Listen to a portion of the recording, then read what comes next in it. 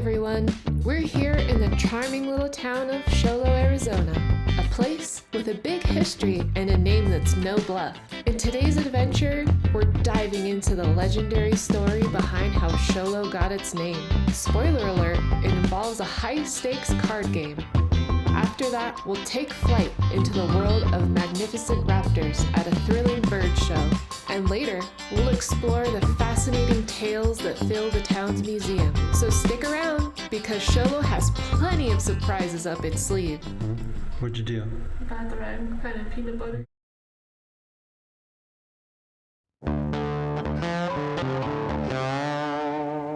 Well, howdy there, partners. Welcome to Sholo, Arizona.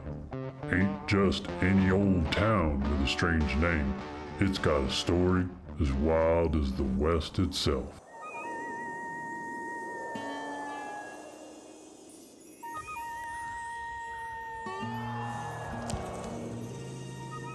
Back in the 1870s, Arizona wasn't much more than a rugged frontier with plenty of land to be had, but only if you knew how to play your cards right. And that's exactly what happened with two old ranchers.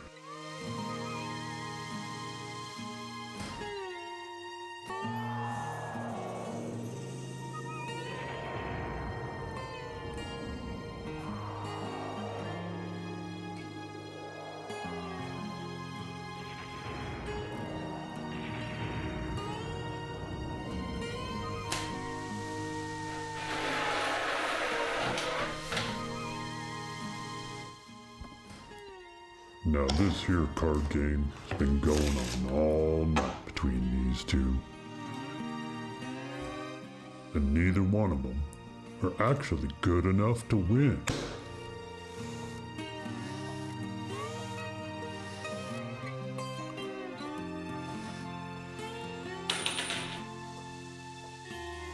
You're back.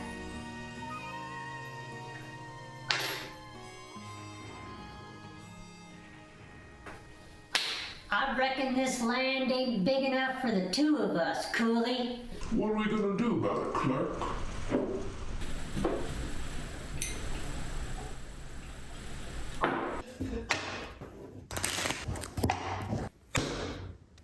The game?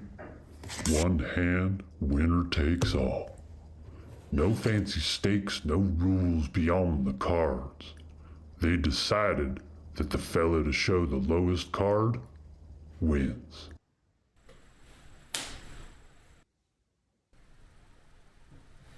Now, folks say that Cooley had himself quite the sense of humor. Well now, looks like I've got me the low card.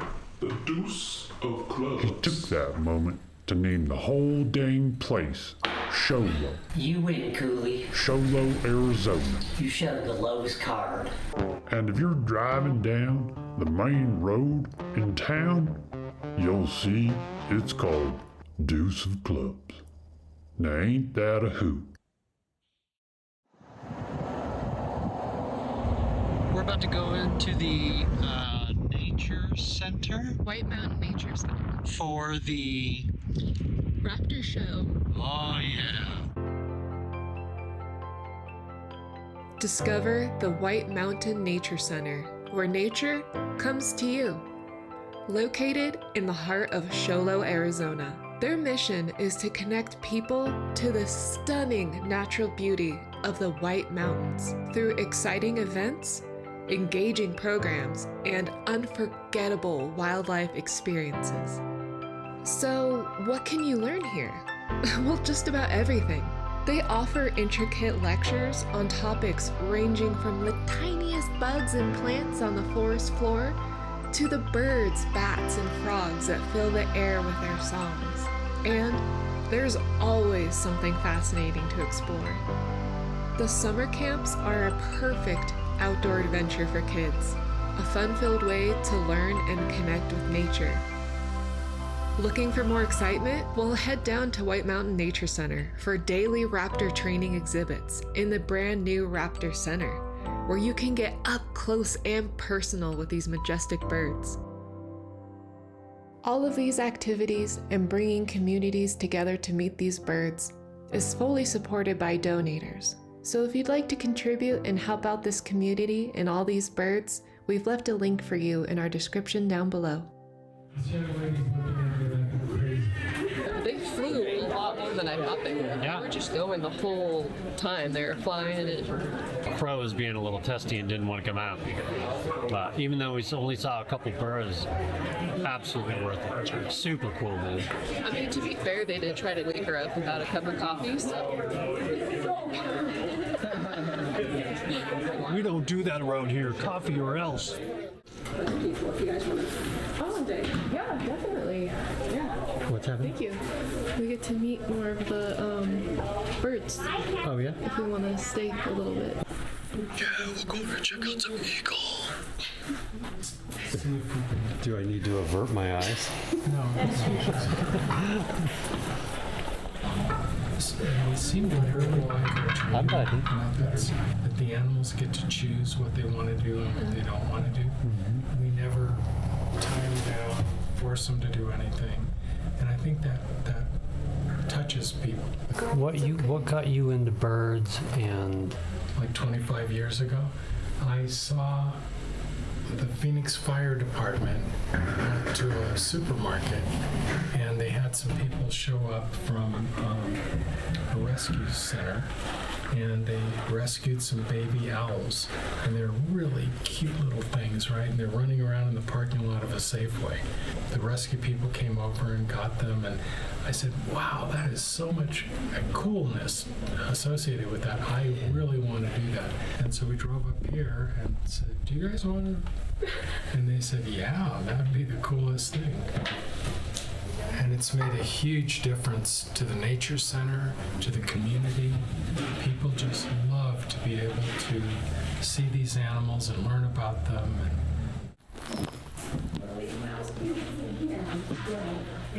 Just keep thinking, what's the worst that could happen?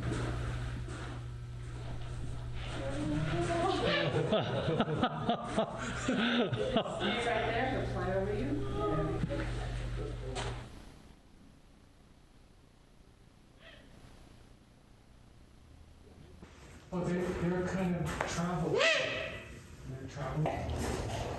Okay, here he comes. You don't realize how low it was. I was pretty sure he was coming to give me a kiss.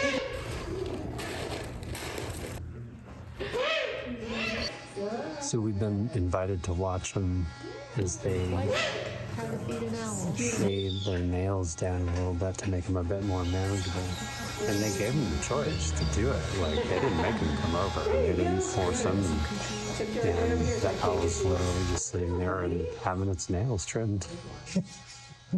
you get snacks. I would make the same choice too. See, she did it wrong. She said, good boy. What'd you think of that owl flying over you? I was a little terrified, but it was so exciting.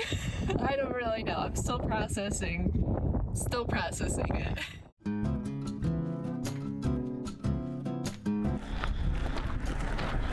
Katie and I haven't been on a hike yet since we've been up here in Show Low. So we figured we'd stretch our legs and talk about the boat a little bit. It just feels creepy to have such a steep grade of loose gravel. It kind of makes me wonder what it's going to be like when it's covered with snow and I bring the toboggan down here. Yeah! There is the story of my brother and I more or less doing the same thing. Shit. We went down the street, the snow had been pushed and formed an embankment, which we used as a jump. We both just go flying in different directions. And, yeah, I think before we even landed, both of us were just laughing our asses off. Any news from the boat broker lately? Yeah, a couple people have inquired on it and asked for the information on the boat. And that's really kind of where it's at. Why do you want to buy a boat in the Caribbean right now when it's hurricane season and you can't sail the boat. Has he mentioned that more people are going to be interested soon? I'm going to say that more people are apt to buying a sailboat when sailing season starts in the Caribbean, because that's where she is right now. So that starts in November. Hopefully we get a couple offers in the beginning of November. Oh, cool. That's good. Yeah. Just around the corner. Yeah, it's not too far away. Nice. We were in much better shape on the boat. Yeah. Swimming, pulling ropes. You know? I know I definitely look better. I mean, Have muscles. Not just chubby cuteness. Yeah. could just be fooling us because of the altitude. When we walked back from whiskey tasting, Yeah. you know, that was a 7-mile walk. Yeah, we're not used to uphill stuff. I think this might be the lookout point. Should come up here with the car, just drive the car up here, park, and do a sunset makeout sesh. By makeout, I mean cookies and milk.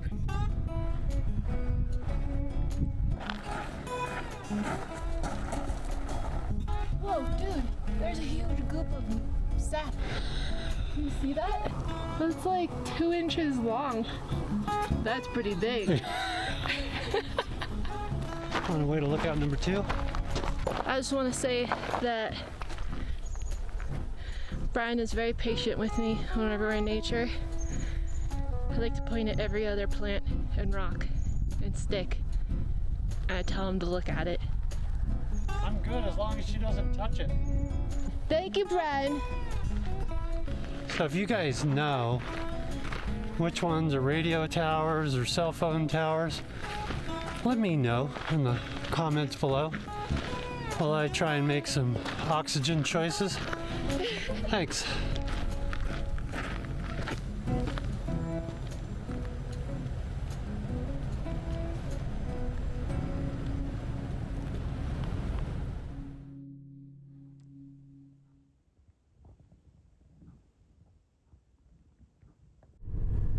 Today we're doing a little adventure in Sholo.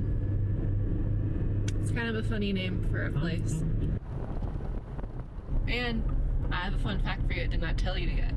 So, one of the largest forests of a certain pine is here.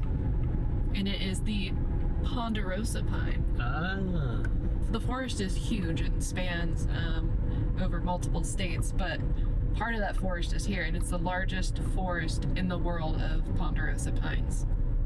A reason why I'm excited about that is because apparently the bark, when it's heated by the sun, smells like birthday cake, butterscotch, chocolate, some type of sweet treat. The snozberries taste like snozberries. Snozberries? Who ever heard of a snozberry? So are we gonna try eating it? They are actually edible. Driving in a new area, I never really know what to do as far as speed limits. Like on this road, I think it's 40, but everybody's doing 55, and I don't want to be that jerk that's holding everybody up. Yeah. And we're driving a 5-speed stick. Ooh. Ooh. Which is what? Known as the modern day Analog car? anti-theft device. What is this? Is this a shifter car? I cannot drive a shifter car, right? So we got a little situation here. Oh, that's funny. That's really funny. Because nobody drives them anymore.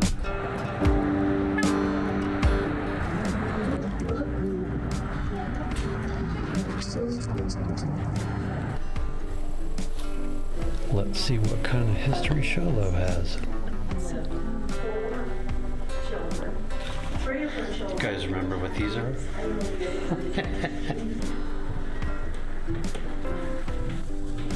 The family behind us right now is part family that has been in these parts for decades. So they have photos of the family up on a certain wall. They're going to also take a photo of their current family and get it put on the wall.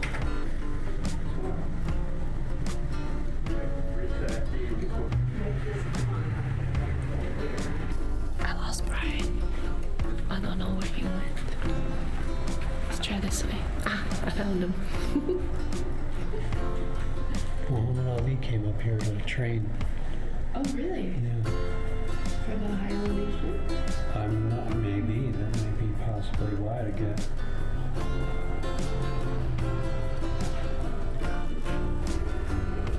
That this was part Apache and part Navajo. This is almost kind of the cusp of the two. Yeah. So I don't know how well they got along, but. Did you see the coffee thing? No. I love how, coffee for a very long time has been a necessary item for camping. Tell me.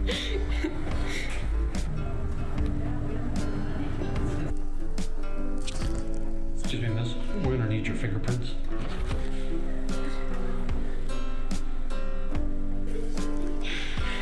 She's a criminal. Hey.